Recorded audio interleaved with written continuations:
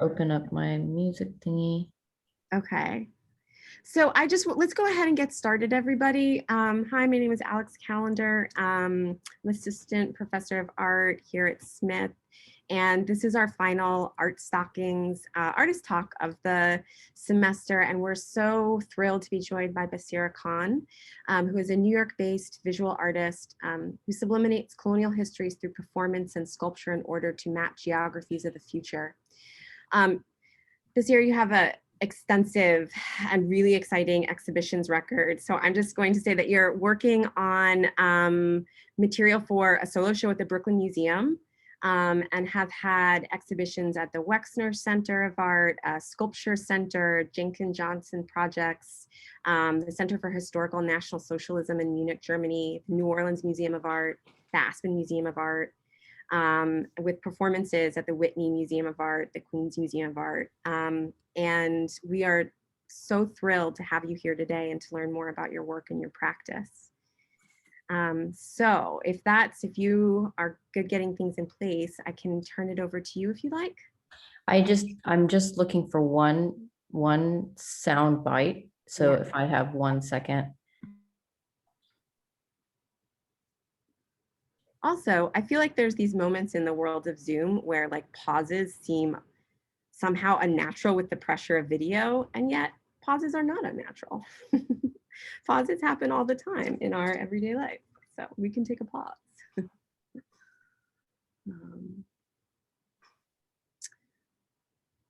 And for those of you who are joining us, also all of our Art Stockings for this semester that have been recorded are available to watch on the Smith College Museum of Art, who is partnering with us in this entire year in Art Stockings on the YouTube channel, on their YouTube channel. So all of these lectures are available there. All right, so Baseera, I'm going to turn it over to you. Thank you. Hi, everybody. Thank you for thinking of me. And I feel proud that I am the last, hopefully not least. You can pick back up next semester, I guess. I am going to share a somewhat of a release, a cathartic release at the beginning. It's just like a kind of a poem. And then we can get into the materials. So I'm sharing, I'm going to play my soundbite. And I'm going to do this thingy here.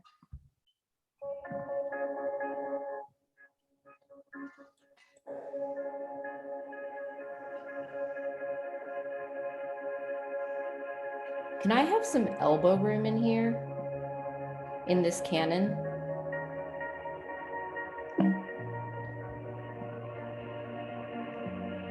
The canon is a canon.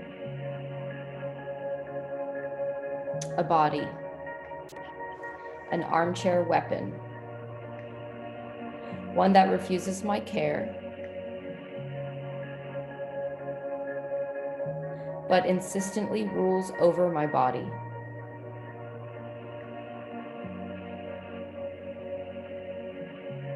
Applies mainstream principles and standards. Sex plus violence equals art history.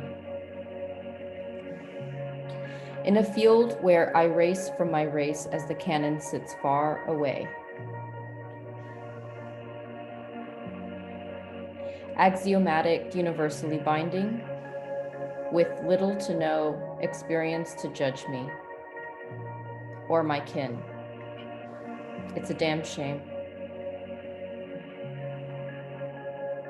There's no legacy that I may follow, and my pain is my intimacy.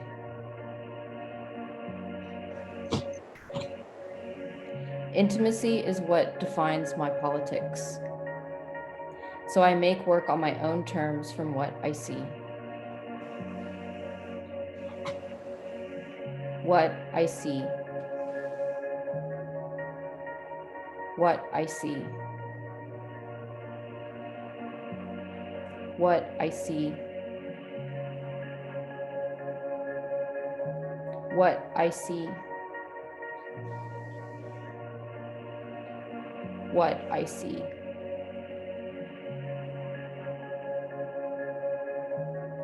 What I see.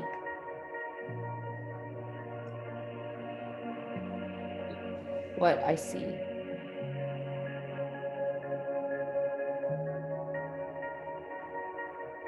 What I see.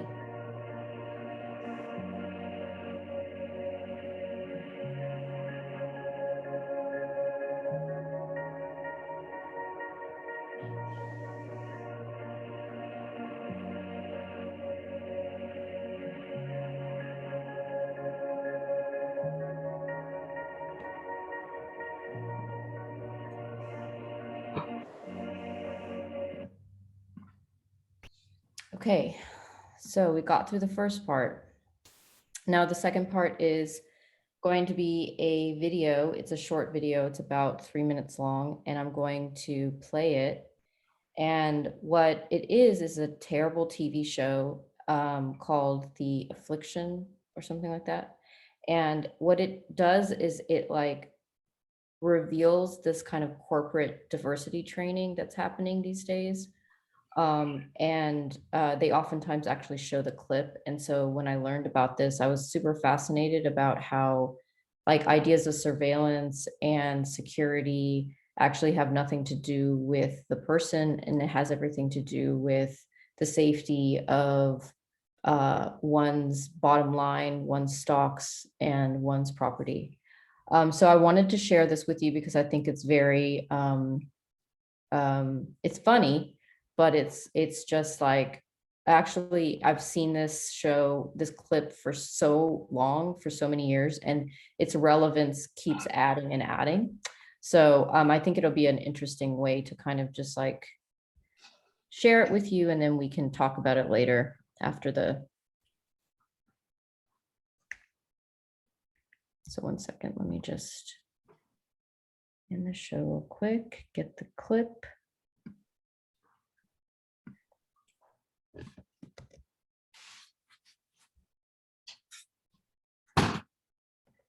I'm currently not sharing my screen right now, but Maybe one more time about the rates. The box is $9.95 a month, but if you once I start the clip, then I can reshare it.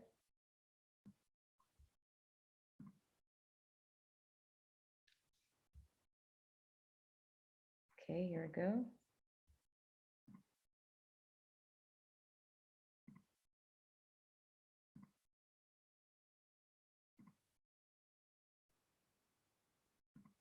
Maybe one more time about the rates. the box is $9.95 a month, but if you sign up for 6 months and pay by credit card, it drops to $7.50. Too much math for me. Right. Well, that's the same as the $2.45 a month. What would you do? She likes him. We're not interested in her. He's quite the salesman. One of his many talents. Subject to purchase. We got it. Do I have to decide today? Oh, of course not. Just take the form and let us know. This form requires a lot of information. There's a little more. Excuse me. What's the box? 401. The key doesn't turn. 401. What's your name? Nelson. It was okay yesterday. Oh, yeah. We had to change the lock. It was broken. It was broken yesterday. And your card's out of date. There's no address. This is my address. That's why I rent the box. Well, we need to know where you work then. Brahim, I thought that was you. Who the hell is that? He followed the subject in. Check Face ID. It's been a long time. Don't you remember? We met at the conference at Suleiman's. Oh, yes. No match yet. Is that a gun? Sure looks like it. Our visitor has a weapon. As soon as I'm done here with my business, I need to talk to you about something. If you are not too busy, would you like to get some coffee? We could go down the street. Sir, we need an emergency contact, an employer, friend. Come on, Mr. Nelson, just give us a name. We're spooked. We don't listen. I'll come back later. Take him up. Put it down. Everybody? I'm going.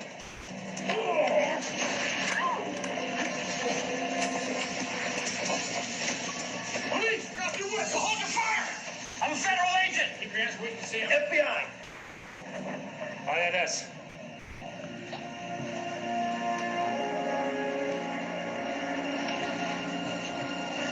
Secret Service.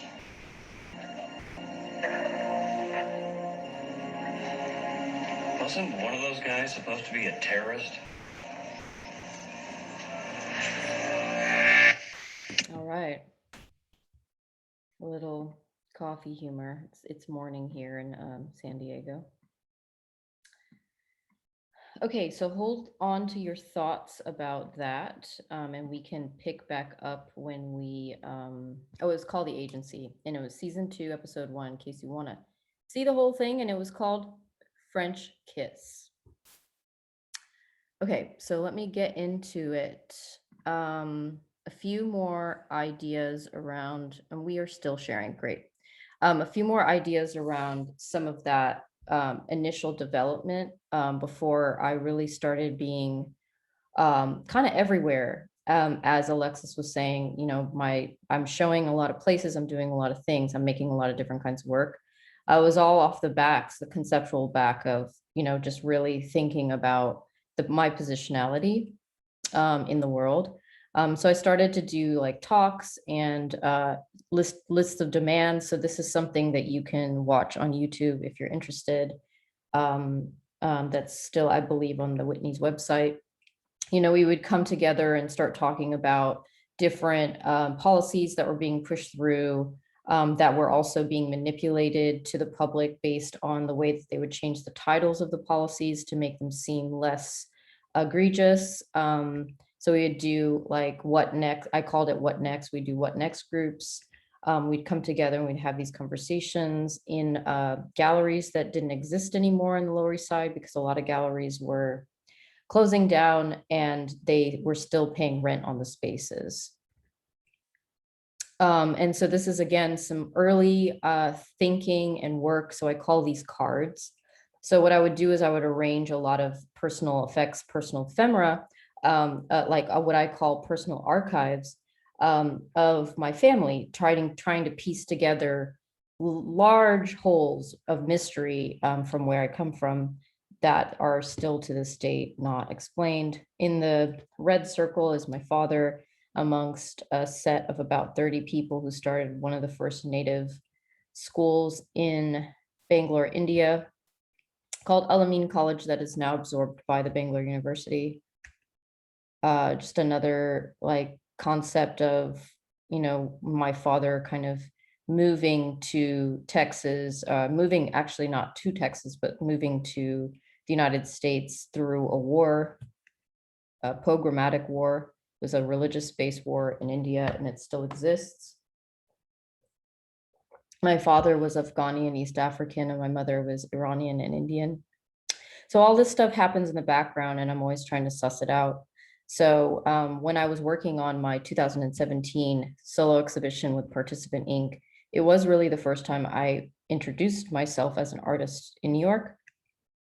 And so I started to think through lots of different materials and patterns, but eventually it was the circumstances in which I live in my life that defined my work. So these are kind of like the defining works of my life, even though it only took me 5 minutes to make each one of these found objects. You get on the Nike ID and you just like make your own shoe real quick. And there's a big, long, fun story about how I came to it. But the short story is they wouldn't let me write Muslim or Islam on the shoe. And there was a huge boycott. And then they changed the, and then they took advantage of the fact that Trump was, you know, really targeting Black communities, queer communities, trans communities, Muslim communities, Jewish communities, we know, et cetera, Mexican communities. And so Nike was like, oh, we have a great idea. Let's get rid of the fact that you can put all these letters and then just let them put the last three, the initials on the back.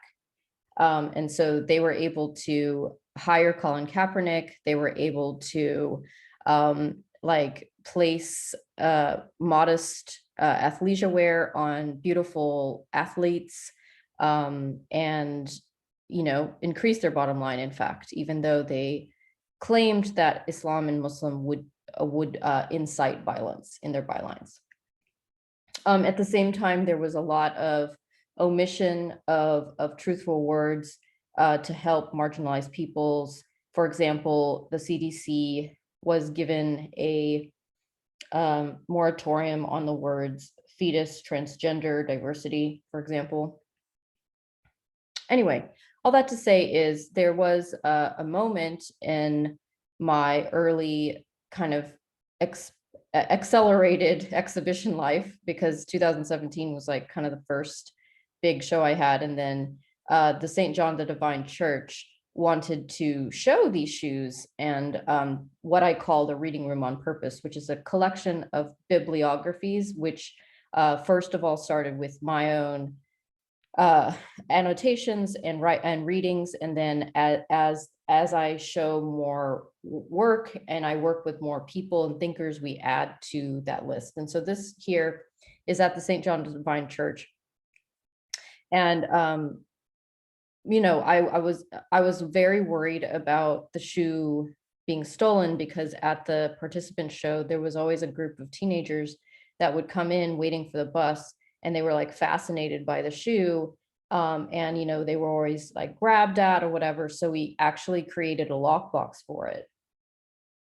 and I didn't actually want to show the shoes, but what I did was I created a contract with the shoe and had them put a camera on the shoe to surveil it. And so what we're looking at here is actually kind of a mandate. There was a man who did come in and steal the shoes. And so what he had committed was grand larceny, and he was seeing lots of years in prison, which was totally not acceptable on my end, because you know, me making artwork has nothing to do with, you know, infringing this kind of mandate onto a human being. And so, you know, here's just some clips from him coming in the morning. I think it was kind of like towards the last day of the show. And someone had forgot to put the lockbox on. He pulls the shoes out, puts in his bag, and walks away. So what ends up happening is I had to talk with the DA's office and the bishop and the dean, and we actually created a plea bargain, and he helped return the shoes. And upon returning the shoes, even though he tried to stuff his foot in the shoe, because I'm an 8.5 woman's, there was some damage to the shoe. And then I found out that St. John of the Divine Church has one of the biggest churches in the world. And it also has one of the biggest textile archiving in the world. And so how could I have ever known that? And so it just opened up a whole world to me. So, you know, he, you know, got a slap on the wrist, and I learned all this stuff, and I learned about the power of making and the process of law. And so I'm really interested in economies. I'm interested in how material actually defines identity, and how corporations, knowing that, kind of like further these gaps and towards solidarities and towards sovereignties. So I'm actually working on a exhibition right now called I Am an Archive at the Brooklyn Museum, which opens October 1st. And you're going to see more of those. You're going to see more of the shenanigans of trying to unpack material as a, you know, and materials and economy, and how that actually bifurcates and creates gaps and marginalization within our global, you know, sovereignties. So this is another example of a reading room on purpose. This was another example, an example and selection of the books. And this is a book that's coming out very soon. It'll be available, I know, in the shop at the Brooklyn Museum. It's called Cortishon. And it's really just a trajectory of some of the research and thought process in making the I Am a Slima show, because it was pretty densely about the times, you know, in 2016 and 17. And so I wanted to have an exhibition that was beautiful and material based, but then I also wanted to drill down and show the like efficacy and like kind of the pain behind all of it. So that's originally why the Reading Room on Purpose was made. And then actually, I think Louboutin stole my shoe case design. And so that's just like a hilarious other thing that we could talk about another day. Okay, so psychedelic prayer rugs. I'm actually at this residency right now called Lux Art Institute in San Diego. And this is some of the work that we're showing here. So these are all designed, in Illustrator, and they're based off of protest posters. They're based off of, some elements of my lived experience.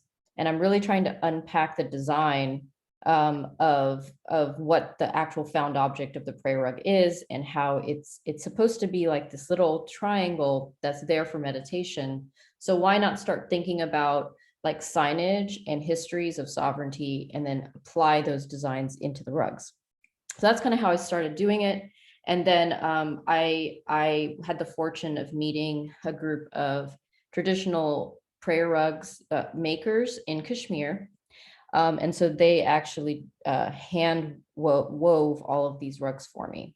And this is the initial installation of it at Participant Inc. And it's kind of a queer installation that seems sort of awkward, but it's meant to have a place for people to put their shoes away and come and sit down on the rugs and look at the books. But also it was the northeast corner.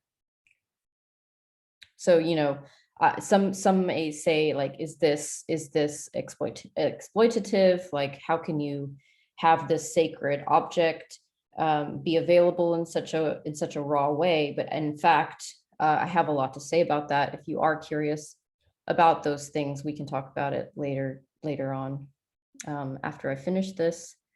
And I'm just going to kind of scroll through these images, and if anything catches your eye, let me know. This is a traditional embroidery pattern sequence in Kashmir.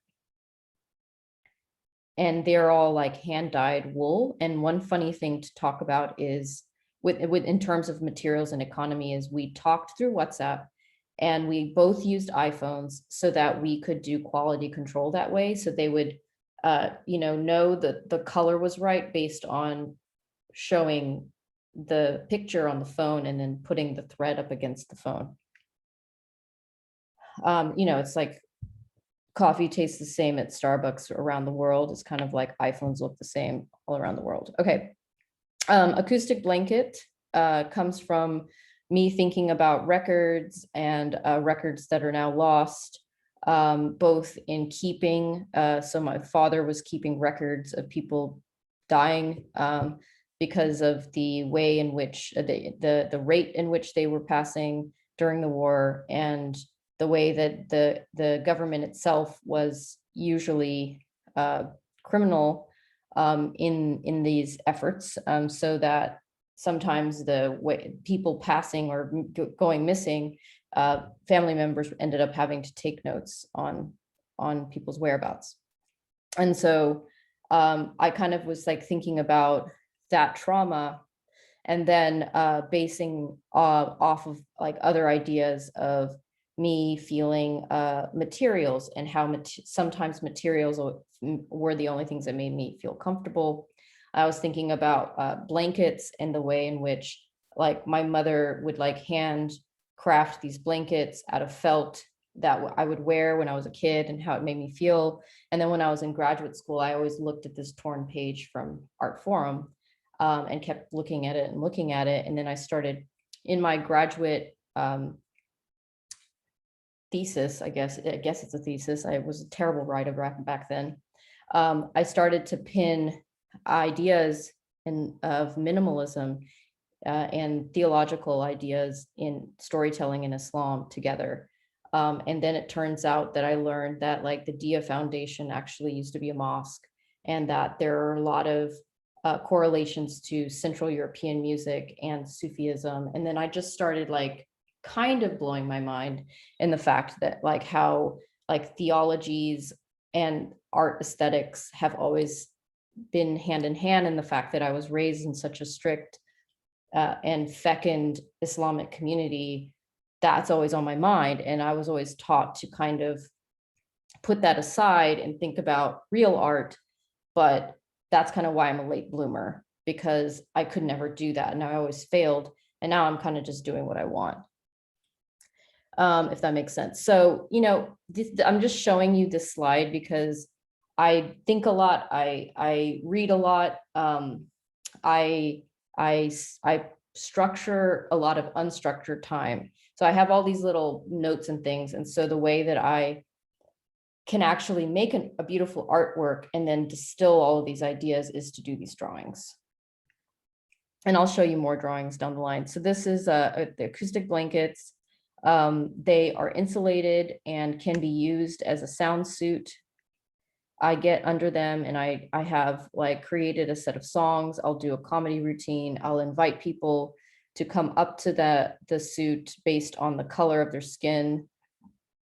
Not the color of their skin, the color of their shirts. I'll ask, oh, I want to talk to somebody with the red shirt. And so if that person feels comfortable, they'll come up to me and we'll have this kind of banter. It's about me not seeing you and you not seeing me. And we kind of have this established conversation based on the texture of our voices. The gold patterning around it is actually embroider ideas, like patterning, saved on my mom's side of the family for like hundreds of years. And so I sat down with my mom initially. I was actually working at the new school, funny enough. And we would sit up in the top floor of that main building with all the like fashion design students. And we just sit there and like try to like organize these patterns and come up with conclusions on what to embroider. And she ended up like befriending all these like cute little kids from the new school because she's kind of crazy like that. So I take the suit around, lots of shenanigans. Also, I would often take the suit out of the exhibition and take them to demonstrations. I would just extend my hand out and take selfies with people. This was during 2017 when the Women's March was happening. And that's my mom. Just like to throw that in there for scale. And I was also doing my first show in Texas, where I'm from, Fort Worth, Dallas area. And I had seen this Richard Serra sculpture get care flighted into the campus of the Fort Worth Modern and actually the Nasher Sculpture Center. And one astounding thing about my presence is I didn't grow up in a local society with a lot of contemporary art, but I did grow up in a local society with a lot of very important architecture. Like most of the descendants of Bauhaus, the Walter Gropius kids came and built all of these in very important buildings within 30 minutes of where I lived. So I created a performance where it was kind of a love-hate relationship with Richard Serra. I invited horn players to come in to make sound within the capsule. And then I started to throw my shoes up as high as I could to have it latch onto the top of the sculpture, but obviously you can't because this is actually taller than the very tall building behind it. As I was doing that project, and this was in late 2017, I realized that David Hammonds had already been doing work on his own journey. This was a Richard Serra sculpture in 1981, placed in Tribeca. And I like to throw this slide in because at the end of the day, after doing all that work with this blanket, that one could argue is not art at all, you can very well just put a nail on the wall and hang it, and it's very beautiful. Braid rage.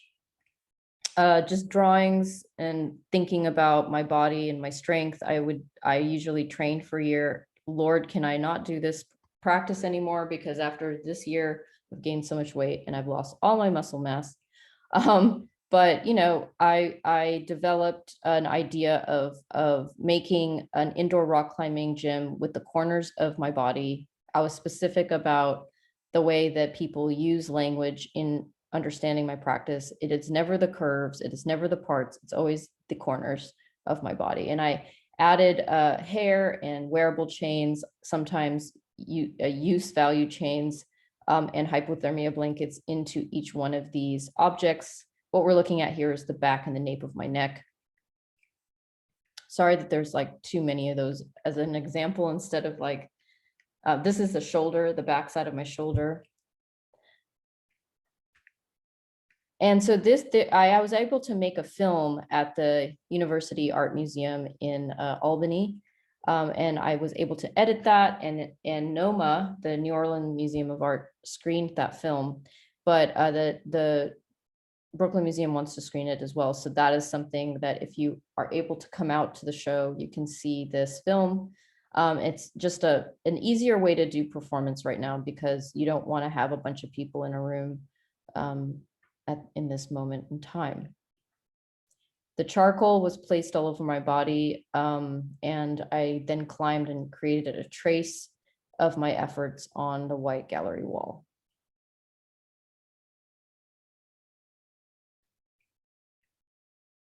That was the initial installation of it, a participant. And the night of the performance, it was February 26, 2017. All of my friends, family, and future friends and family came together and helped me climb. And it's actually in the culture of rock climbing to gather and watch. And it's actually not about spectatorship. It's more, there's more, it's an energy. It's like a psychic energy.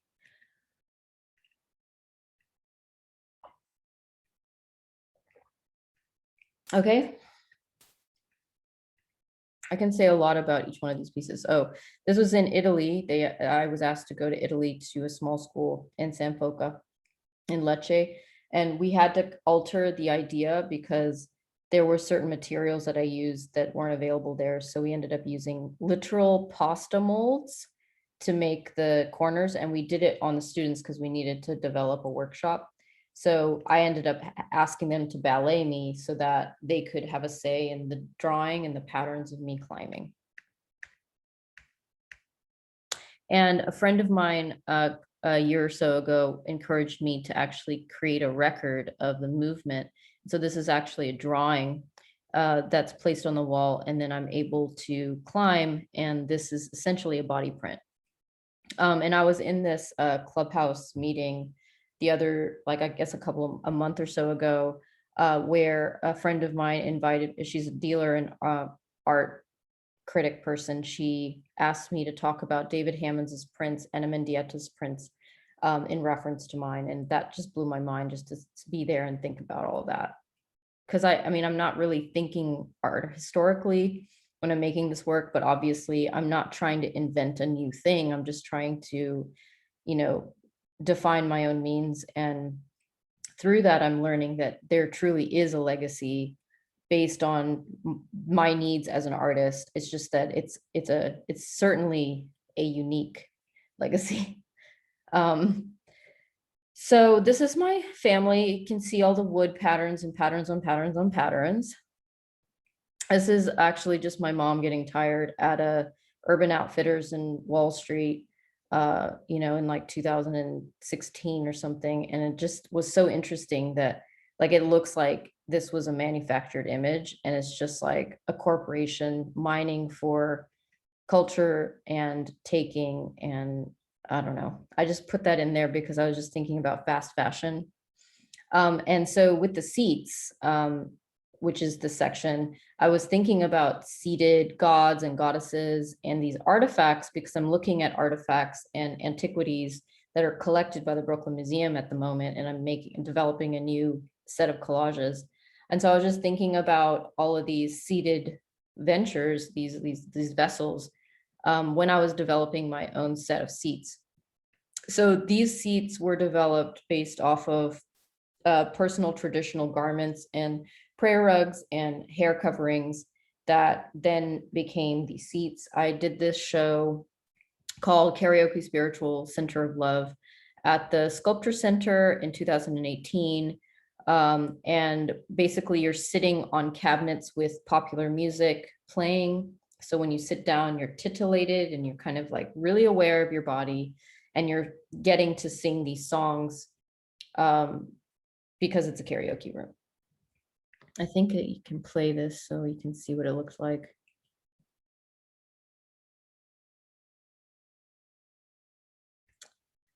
So then at some point after this very site-specific installation, I decided to play with the notion of a three-dimensional object versus a quote unquote two-dimensional object. So, objectification versus the gaze, sculpture versus painting.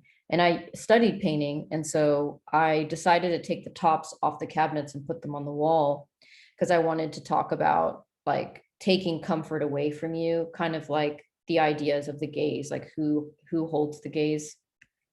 I remembered reading about Ray Chow and thinking about the gaze when I was in graduate school. It's been a while, so I would have to refresh myself. In case any of you have, maybe you can help me with that. And so these are just examples of the seats, and as they're developed, as you can see, there's like layering of these like fabrics. I'm really thinking about these gestures and painting, but also the way the body moves, the shapes of the body. And also I'm thinking about fast fashion, thinking about these symbolic, idealized objects like a prayer rug and how it actually means nothing, because the underwear that you wear from H&M, the Vibes Slay Vibes, is made in the same place as this prayer rugs, is made in the same place as your Zara shirt. And nevertheless, the women that are making those shirts are still living in terrible conditions. And as we all know, there was a building that collapsed upon them in Bangladesh, and people are still going out and buying their cute fake couture, Rick Owens clothes and praying on these prayer rugs. So I was really invested in the correlation between a fast fashion rug and then the rugs that I was making with the Kashmiri group from the psychedelic prayer rugs. And so then after all of that was processed for the Jenkins Johnson show, I started to distill certain ideas and manifest a set of seats that are made specifically for the wall. I was thinking about silhouettes of like clavicles and like parts of the architecture of one's body and anatomy. But I was also thinking about our crown and the way that we wear our hair or cover our hair, and the silhouettes that those are made. So these come from that.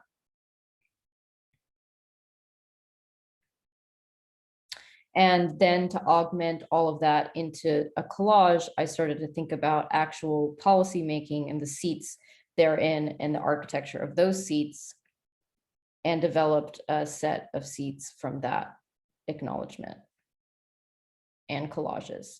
So the color is our vested interest in like the future of like our future leaders, women of color, Muslim women, queer women, trans women. And then I'm doing a kind of overlay of my family members seated, standing. And I'm hoping that the leather hole punching of the seats can kind of obfuscate the images of my family. And I try to do that by blurring the images as well, because I don't really want to like have these like really revered images of my family out there like that. So I'm trying to find ways to release the information in a way that also seems like it's hiding the information. How much time do I have? About let's say 15 minutes. Okay, so privacy control is also something that we're going to get to see at the Brooklyn Museum. And this is a great example of me talking about material economies, architecture, and the way in which it actually creates identity itself. And, like this is a mosque that my family built in Denton, Texas. And one day I was just hanging out with my family, bored to death, because the imam was just like saying some stuff that I was just like, wow, this is really boring. And I was looking through this two-way mirror and I saw myself. I saw through to the men's side of the place, but I also saw all this writing and what was happening behind me. And I started thinking about like Catholics and Muslims. So I think there's 1.8 billion Catholics and 1.6 billion Muslims in the world. So if you half that, and then you half that, you still have millions and millions of female identifying people who are praying potentially and like sitting and looking at the same thing I am. And so that's kind of how I'm starting to like identify materials. Like I want to unpack what this like duality of seeing. And then you can add cinema to that. You can add, like, any of you who walk around in New York City, for example, you see these like steel and glass buildings all the time, and they're using the same material, because the way this material is activated is through light. So if you shine the light on one side of the substrate, it becomes a mirror. If you shine it on the other side of the substrate, it's revealed. And so I started to play with these ideas of vanity, the kind of like ideas of social media, but also the ideas of surveillance within that. But then I wear these bike lights to go behind and then reveal these text. And the text, God, my work is so dense, I'm sorry. The text is the last 4 chapters of the Quran are actually these like very short sentences that are about protection. And so I took the English translation, and English in my mind is a colonial language. So I just queered it. I just tried to decolonize the language and have my own feminist point of view in the text. And this is at Brick Arts Media. I climbed the system during a performance. I'm trying to develop a practice where I continue the collage process and continue my critical viewing of items saved, items that I've thought through and read, and developing these kind of choreographed systems within frames to continue thinking about these codes and modes, like ways of thinking. Snakeskin Columns was the first show I did at Simone's Ball at the end of 2019. Started to think about the prayer rugs that I was making with the Kashmiri people, and wanting to wrap them around a symbol of power.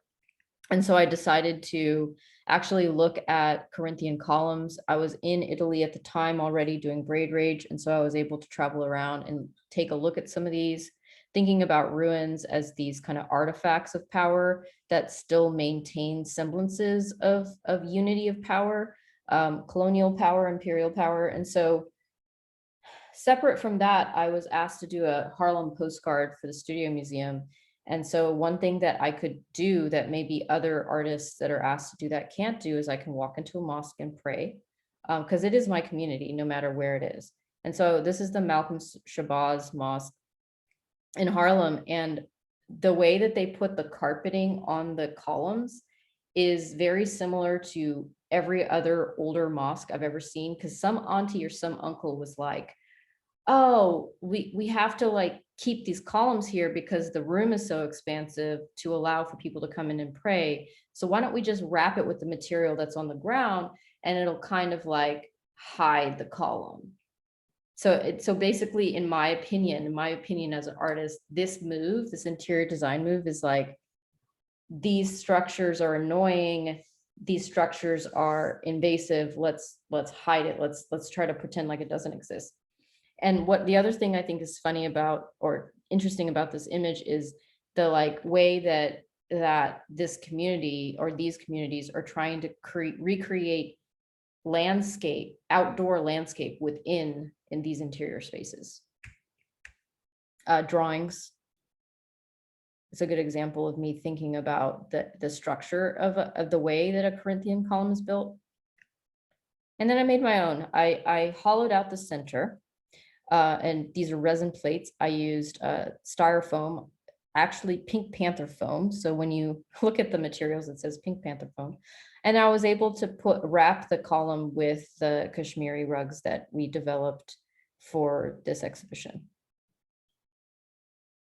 And that's my nephew on the left. And Simone Sabal is the one with the white glove, and that's my gallerist. And so this was the way the show kind of ended up looking. You can see that the core is empty because you can see the light passing through the resin plates.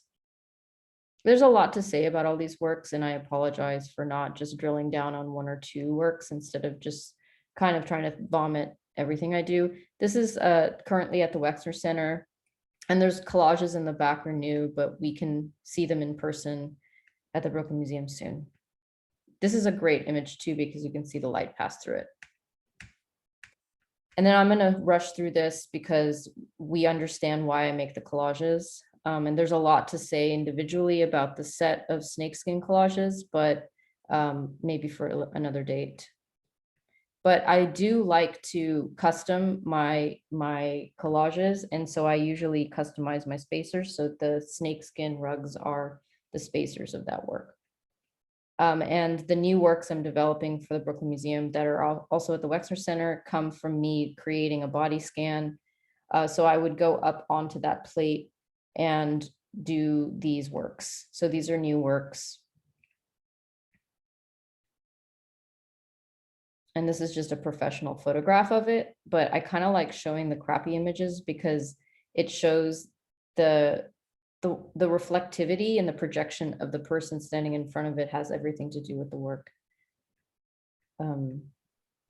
Baseera, can I just ask 1 second in those collages because they're so beautiful? Sorry, I'm just like trying to get through. No, I know. Can you just tell us what we're looking at? Are they like layers of different material that Yeah. are kind of like, okay, I see. Yeah. So, for example, you know, these are, it's such a good question. I'm sorry. So I hold this is my like behind the kitchen scene. So like I hold all of my artifacts in my hands and then I scan myself. So you can see that through the picturing of the scanning, I'm kind of pushed up against a piece of glass with the objects. And so it creates a depth and it creates this like tension because you can tell I'm trapped between these two substrates. So I'll take that image and start to collage on top of it. And then these are actually vectorized plexi pieces that I cut out and adhered. And then these are plexi pieces too. So there's a lot of kind of in and out texturing. This is like a plexi plate. This is a plexi plate. And then there's a screen printing of the scratch out. So you know how when you're a kid, you scratch out Johnny Depp's face because you hate him or whatever, you know, in People magazine. That's the basic thing I did. And then I took that image, vectorized it, and then cut it out in plexi. Got it. Thank you. That's Yeah. so interesting. Same here. But instead of a office scanner, I had to build my own scanner because otherwise I'd have to spend like tons and tons of money on a body scanner, which maybe one day some university will let me do it. But so these are backdrops from a TV show that I'm developing. Stay tuned. I think the pilot will be ready in late 2022 or 23. The Kitchen NYC initially helped me develop these. And you can go onto the Kitchen's website and look at the links and some of the clips. And actually this work, I don't remember, this work will be on display at Miles McHenry on May 13th. If any of you can come to that opening. I can't because I'm here in San Diego. Miles McHenry is in New York City. The set, this is what the set looked like. And you can see how the backdrops facilitated the space. And so I'm done with the slideshow. So this is a drawing of a new work I'm thinking through based on the antiquities of the Brooklyn Museum. This is actually an antiquity from the Met Museum. So, you know, sometimes I tend to lie. And this is the Judy Chicago triangle, right? The supper. And I'm doing the rooms around it. So this room, and this room. So you can kind of see a basic layout of how I'm thinking about showing some work. And that is it. Thank you so much. Got through it. Sorry, it's a lot, isn't it? No, it's wonderful. So I have tons of questions, but I'm going to ask first if students have any questions. We might not have as much time for questions, but I want to just open the floor to see if there are anybody who has a question. I'm happy to stay a few minutes late if you guys are, but no worries if you can't. And my apologies for my long-windedness. No, wasn't long-winded at all. Everything was so interesting. And also like, I love the narrative through which you're kind of like putting together these really rich and layered kind of histories, but also nowness. Yes. I have a question. Okay, Ben. Yes. First of all, thank you so much. All your work is amazing. My question is like, how do you balance what parts of yourself and like your life that you share in your artwork? Because it seems very personal, and like I have, yeah, like how do you balance that? Because I'm like still like delving into that in my artwork, and I don't know how to like what parts of myself to share and like what parts are too much Yeah. to show. Do you remember, Faye, when I was showing you that image of me sitting in front of the glass material in that mosque, and I was kind of just like bored, Yeah. thinking that all of that is such a personal moment, because you're not supposed to be bored. You're taught these very specific things, and then all of a sudden I'm looking at a material that can emancipate me and just talk about that. Do you know what I mean? Like I said, there's 1.6 million Muslims. There's this. I was like thinking in my head, like, oh, and then that material is also used in like crime shows, like the terrible TV show we showed earlier. It's like the two-way mirror. Oh, who's who and what's what? Like who's the criminal and who's the, honorable person, and all this stuff. And so all of a sudden I was emancipating my own subjectivity, my own pain, and my own joy. And I was actually finding material in which I can play with and kind of like work all that out in my own personal way, but then also create an object that really had a lot to do with millions and millions of people's own senses of being. So I think like you just have to stick with it. Sometimes it's painful, sometimes it's funny, sometimes it brings joy. But over time, you're going to start identifying materials within your own framework that will enable you to have a more expository view on your personal life. Thank you so much. And lastly, I'll say that, this is not old, the idea of personal biographic work. Think about Richard Serra. He makes these huge, tall, like sculptures, but he has been twerking for his work, and he has been doing identity-based work too, because his father was in the Industrial Revolution, and oh, pain, masculinity and fragility, let me make this big long penis because that's the only way I can handle my own pain. Like, think about it that way and make it fun for yourself. And then you can start to understand that, oh, actually everybody's doing the same thing. Thank you.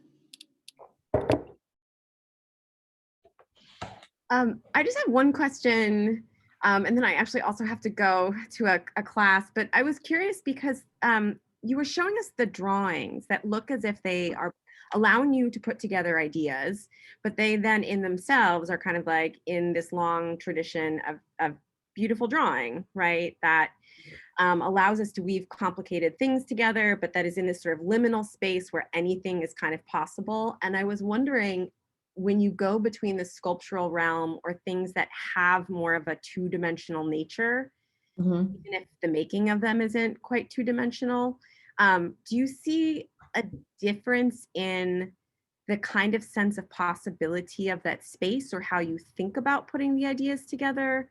And then when they're executed, does that shift a bit, or does it all kind of seem like the same language?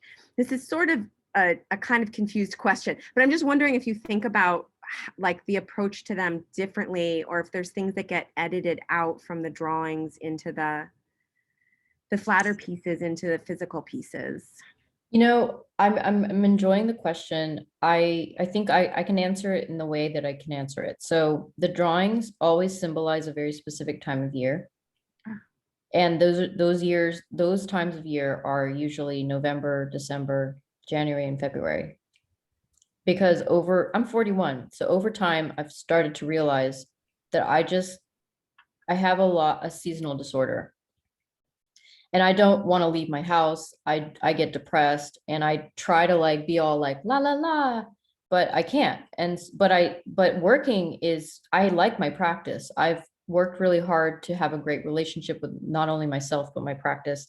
And I have really good friends too. And I'm starting to work on my relationship with my family. Like all that's in set. But the drawings, I can be on my bed. I can be at my dinner table. I can be on the ground. And there's just something so essential about drawing for me. I've been doing it since I was drawing in my mom's womb, who knows? And so that is just something that is cathartic for me, but it also allows for me to survey my ideas. Over time, I've thought about all these things. So I'm looking and putting things in little categories. And then as I'm putting things in categories, I start to understand, ooh, there's some visual interesting things happening here and here. And then I start to layer them, kind of like what I'm doing in the physical collages that you were seeing. And it's just it is just a different approach. It's just like, it's easier on my body. Like I can do it, like I have the grow lights on when I'm drawing. So it's giving me therapy as I'm drawing. And it's beautiful. And it's just, it's also out of vanity. I'm a very good drafts person.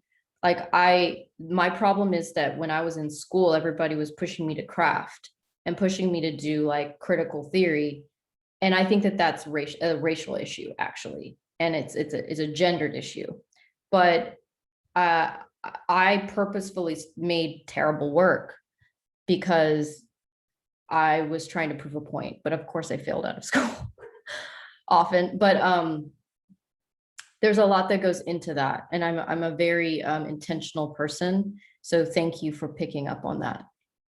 That means that you care.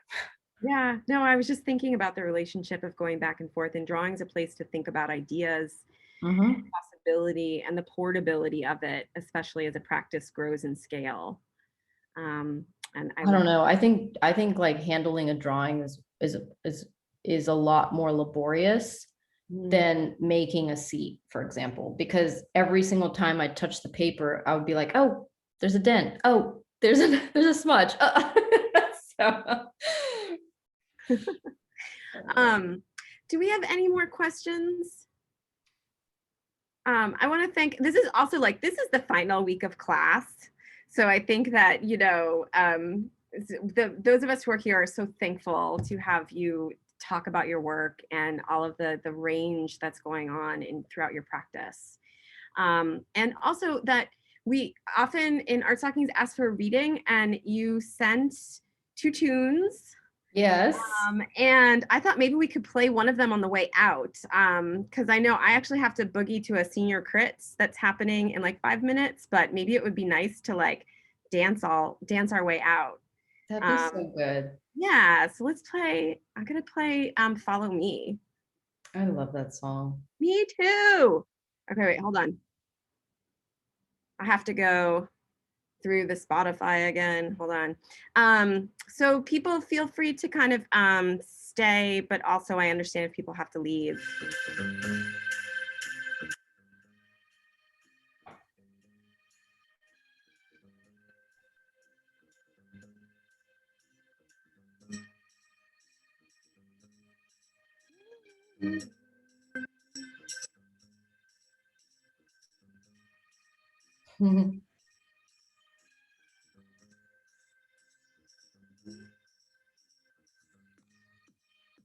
Here we go. Oh. I have to go, but I just want to hear it for a minute. I know, just the first one. Let's do it together. Okay, got it. Follow me, follow me, follow me, follow me, follow me.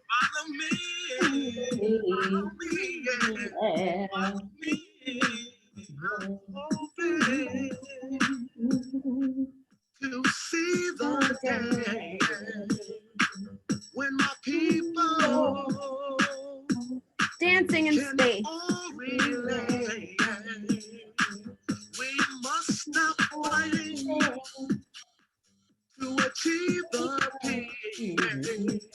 Okay, All right. I have to go. Thank you so much, guys. So much Thank you. Bye. Bye. Okay.